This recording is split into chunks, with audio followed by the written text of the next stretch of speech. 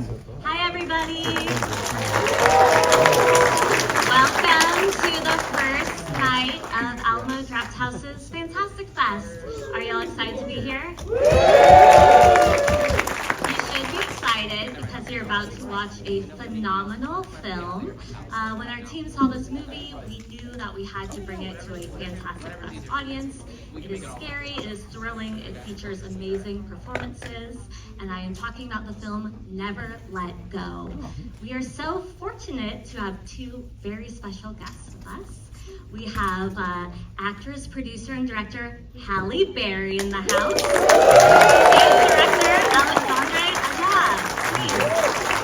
Oh, it's like the price is right. Come on down.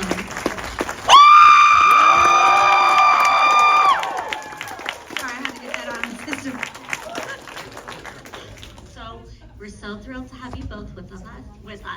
Can you prepare the audience a little for what they're about to see? Saying anything will be too much, but I would say that to see this cable remind me a lot of what we had to deal with during the whole movie, and the rope that you're going to see a lot, and to see Halle with it, like, kind of gives me some good flashback.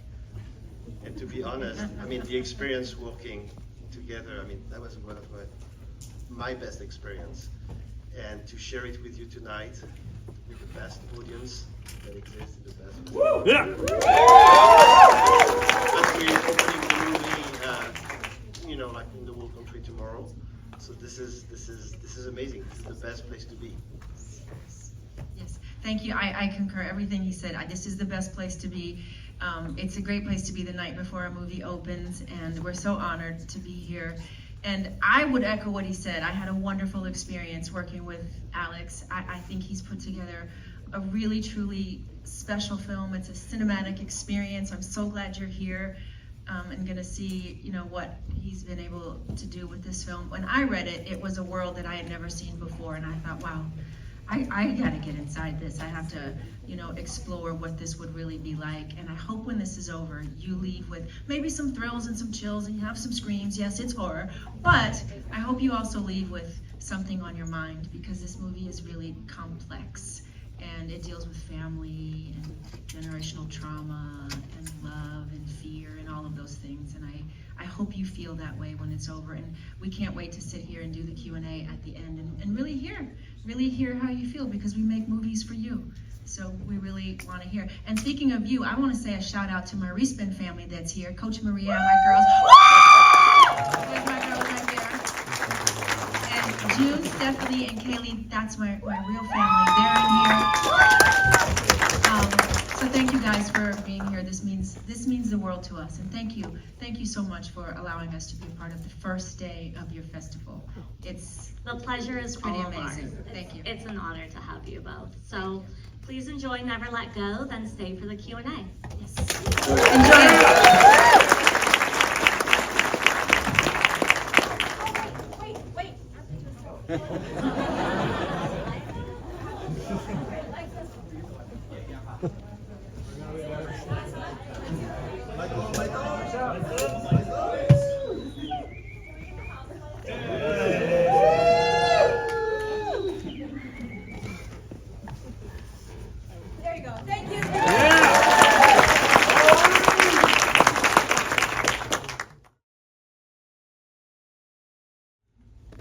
What did y'all think of Never Let Go? Did y'all scream a little? All right, let's welcome back our talent, our directors, and our stars. Give a big round of applause. And I hope you have your questions ready. Alex and Halle, you'll want to come and join us on the stage? Let's be louder. Come on, guys. Louder.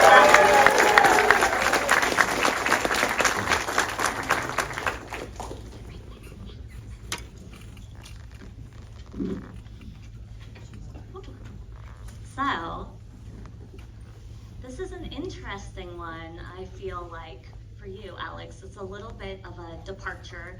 It's not such a straightforward, gory, it's more of a psychological thriller. It takes a long time to get into it. Do you want to talk about what drew you to the project? like every time you receive a script, you never know what's going to happen.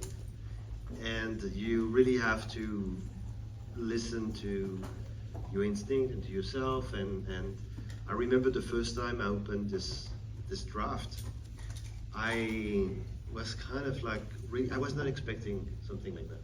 I was expecting something much more classical, post-apocalyptic.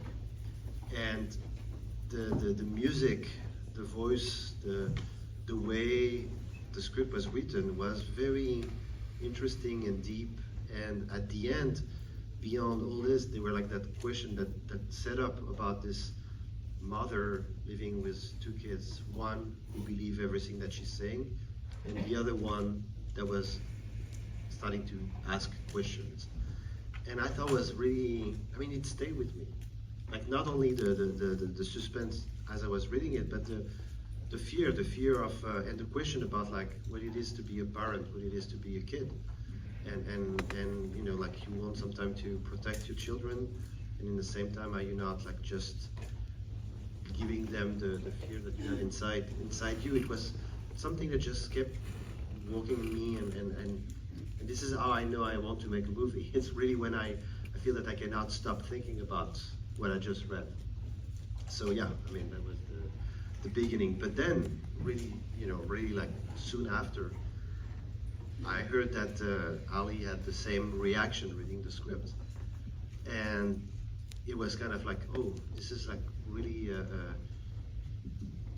planet going to line up in the best way possible. And when we met the first time, and Halle like looked at me in the eye and said, I want to be sure that we're not going to compromise the character, that we're going to even go deeper in exploring the layers, the complexity, the darkness that Mama is carrying.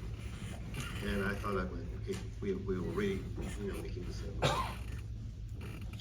Well, it's so wonderful to see Halle, you back in horror. Our audience, yes.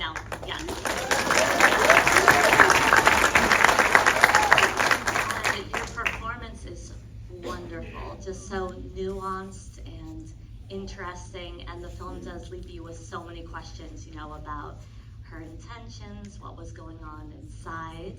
I'd love to talk a little bit about, how you prepared for the role. It seemed like, you really transformed your whole self and just embodied that character. Well, I love any time I get to lose myself inside of a character, and we get to forget who I am, and I get to put on this skin and the character of someone else. And it was really important, as Alex said, when we first met, I talked about not losing the darkness of Mama. I've played other mother roles, and I've kind of always been that mother who's been championing to, she's been fighting for her children, and she's been very relatable. And for me, this was a different mother, and I wanted to lean into the complexity of this mother, because I know that a mother is a mother, but a mother changes based on her circumstance. And this mother was a unique mother, and she was dealing with her own, traumas of her past, and I think her own psychological issues. Imagine as if our mama didn't have enough psychological issues that was spilled into her, because I think as parents we pour into our children and then we spill into our children. And I think, and so this mother already had so much spilled into her from her family of origin, from her own mother and her own father's dysfunction. But then imagine growing two children, giving birth in a house, and never leaving that house for 10 years. And then feeling an evil outside the house, whether that evil was generated by her because she's really schizophrenic, or whether that evil was really real, if we want to go into our movie world and say that evil really was real. Because in our movie, our boys say, Mama killed her mother, her father, and her husband. So maybe that evil that she created, she brought to the world, she also says that in the movie, sort of sequestered her into this house. Whatever you believe to be true after watching the movie, growing two children in a house in the middle of the woods all by yourself you've been made crazy. That's crazy making, right? That's fucking crazy making. So at the end of the day, you know, why she's crazy isn't the question. You know, it's undeniable. She's crazy. She's been made crazy for some reason, whether born that way or made that way. She's struggling to keep it all together. But at the end of the day, she loves these boys, right? And she's like any other mother. I think, you know, I am a mother of two. And I think we as parents, not just mothers, but as fathers too, we often say, I'll do anything for my children. Well, will you? Well, this woman does the greatest sacrifice any mother, parent can do. I'll give my life for yours. And that's what connected me to this woman. All of her complexity and her darkness aside, I connected to that feeling of being a parent, birthing two children, and knowing, me, Halle, knowing I would lay down my life for my children. And I think that's what this mother does, and that's what connected me to this mother. And this world was a beautiful tapestry to sort of put on display what it is to be a mother in any circumstance. And that's why I was like, when I read the script and I heard Alex was directing, I was like, yes, sign me up.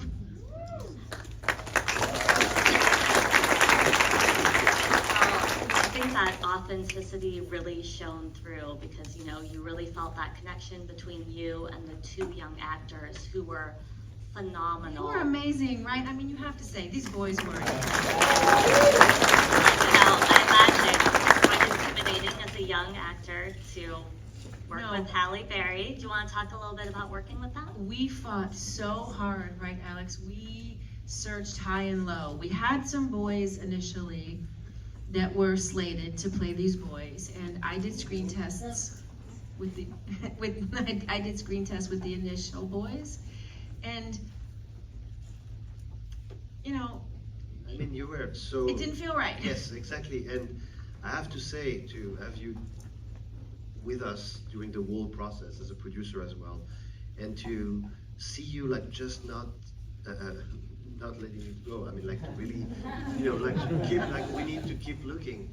We need to keep, and a few weeks after when we extended the casting process to keep searching for the right young actors, we met with this young man, Percy, who played Nolan, and he was, I mean, by the end of his audition, we were in tears. I mean, it was so obvious. He was so fragile and rebellious in the same time, and so, you know, perfect. You know what? We auditioned him to play Samuel, and it was Alex. At the end of his audition, Alex said, "Oh no, I think he's Nolan." And I said, "No, Alex, but he's auditioned for Samuel."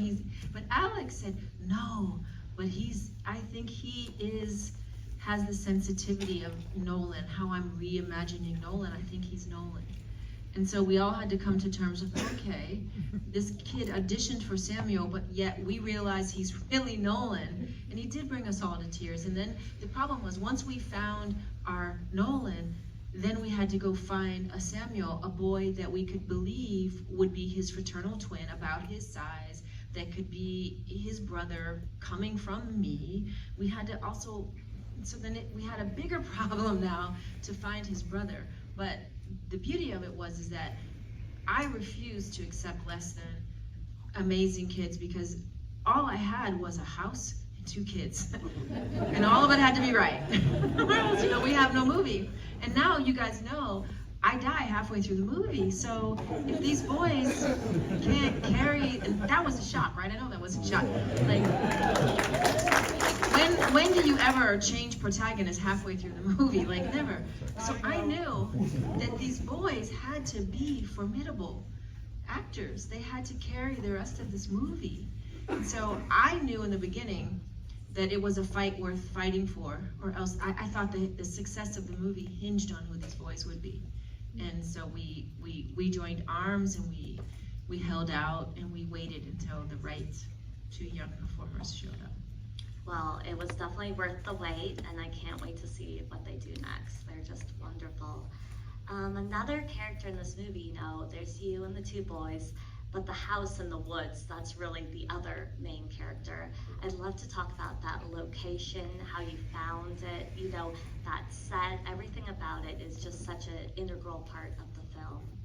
I mean, somehow when I read the script, that was something that really jumped off the page, like the opportunity of going back in a very unique forest to find some places that was in the same time so dead and alive and lush, something that will be the crib of the evil, something where all the nightmare will be possible, and where you can put your own imagination when actually there's nothing really much. But so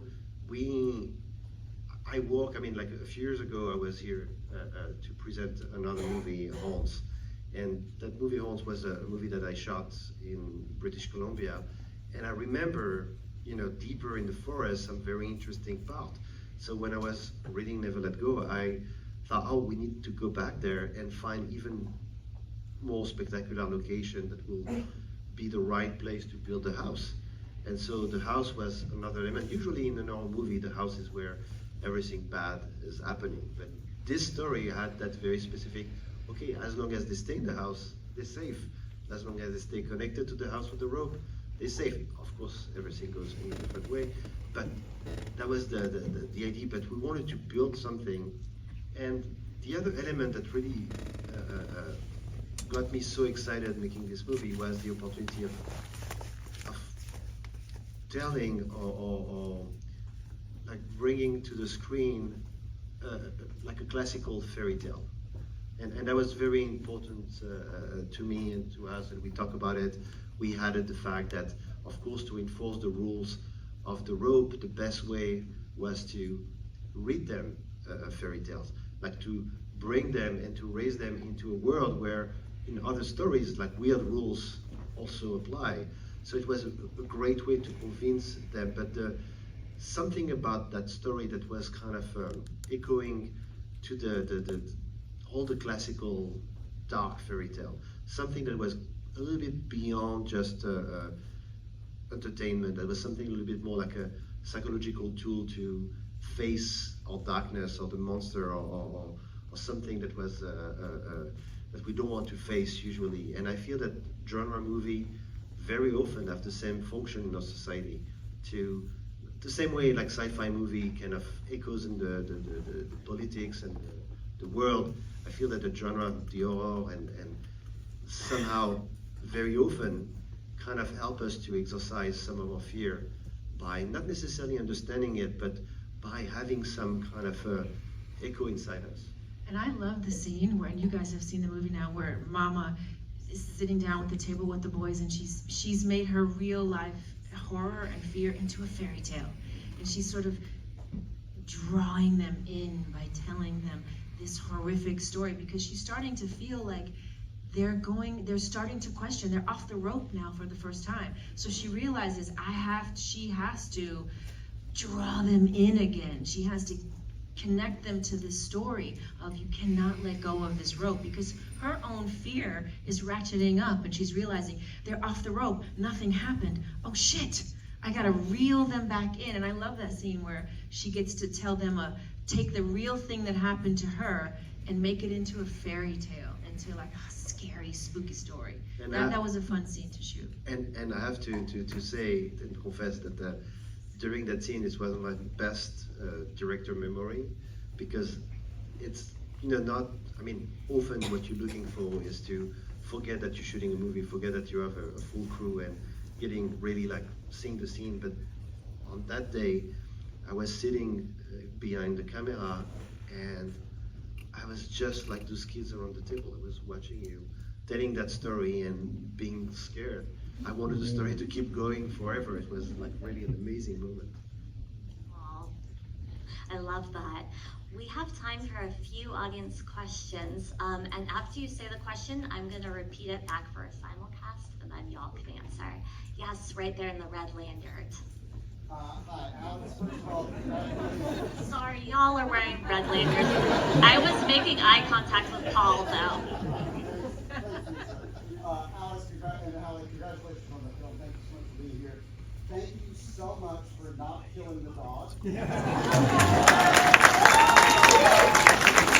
I will have not be able to walk in the U.S. anymore. I will have been deported and never walk anymore in the U.S. So.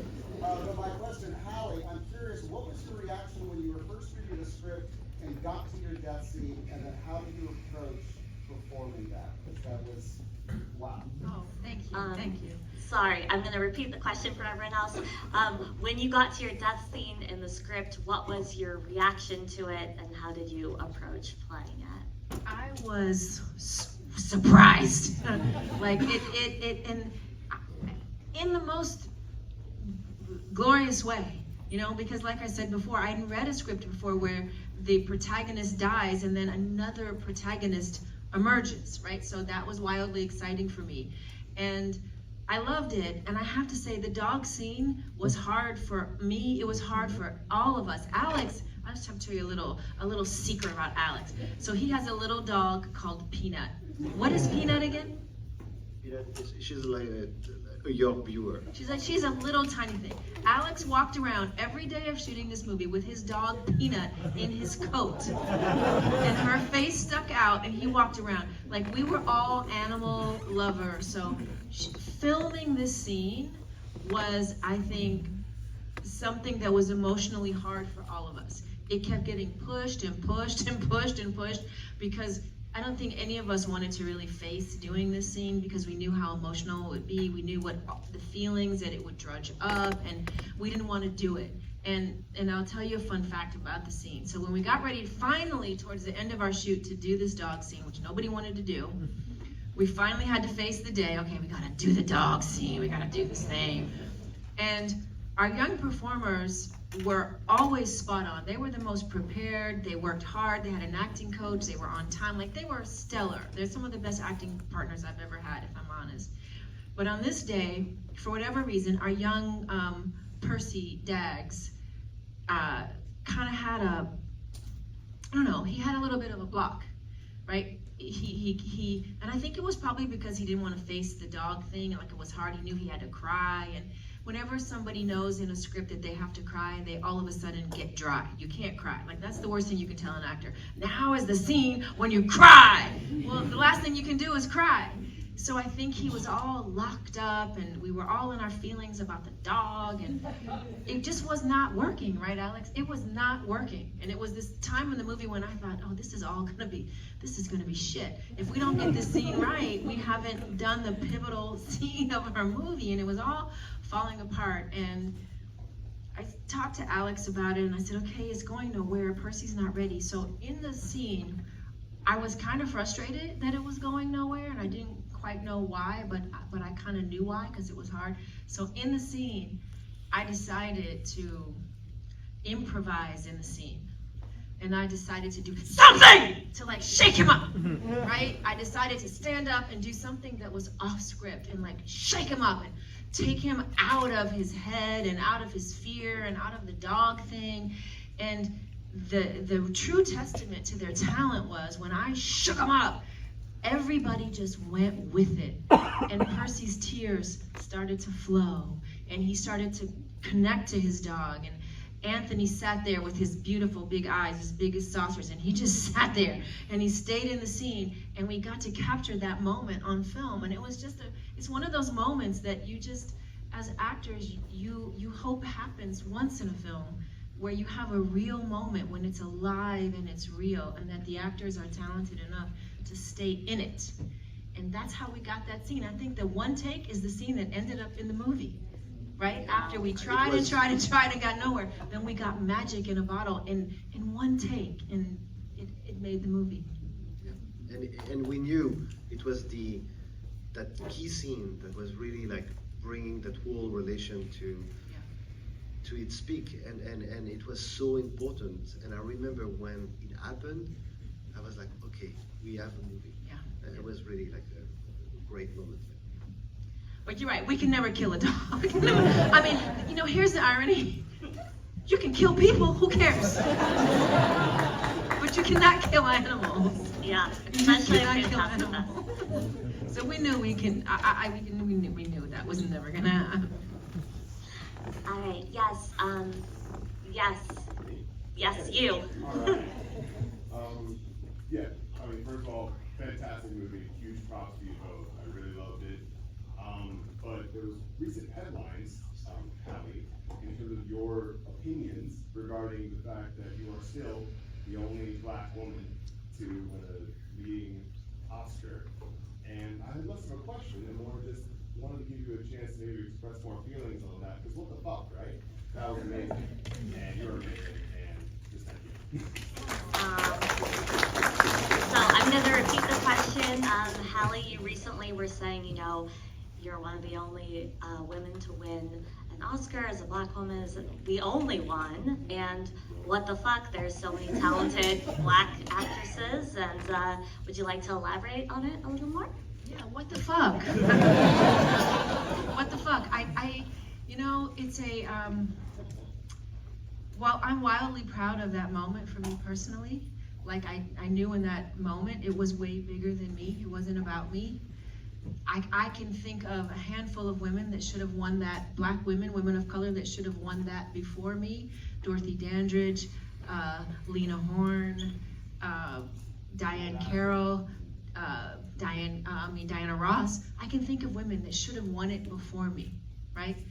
I was the lucky one that got to be the vessel to stand there that night and do that. And I'm forever grateful. It's a highlight of my career, no doubt. But I have to be honest and say, for 22 years, the fact that I thought in that moment a door was opening and I've had to accept, okay, that every year doesn't happen. But I can tell you this, I've always been someone who is a glass half full, not a glass half empty. And what I can tell you is that what that moment did do that night was many women and people of color got inspired. And they knew, because I got to stand there, that their dreams were possible. And what I can say is black women and women of color, look at the Emmys that just happened this year. Women of color, Asian women, brown women, Spanish women, black women, we're working in the industry in ways that we never were 30 years ago when I started. So while awards aren't flowing in for that category, I also start to feel like awards are overrated. Like, I don't know how that award actually helped my career, if I'm honest. It put a pressure on me that I've had a hard time living up to, honestly. And I don't know if the goal should be to win an award. The goal should be, in my humble opinion, and I don't own the truth, this is just my opinion, is to be free enough to work in an industry where you are viewed as equal.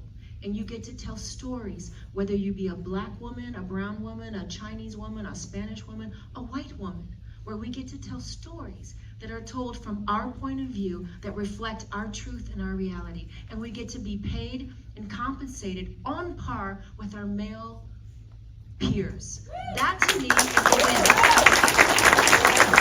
Because awards don't feed our families.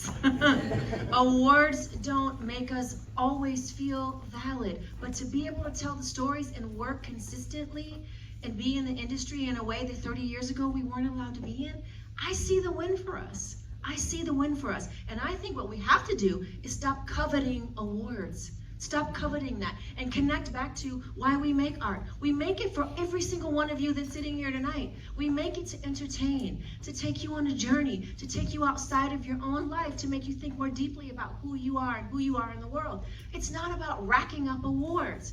That is really not the genesis of art. So yes, am I disheartened? For sure. But I'm also inspired because I get to still keep working. 30 years later, I'm still working and doing what I love to do with great filmmakers like Alex, telling stories that I believe in. And I think that is the win. And I think we are winning as people of color because we're getting to do that today in ways that we didn't get to do 30 years ago.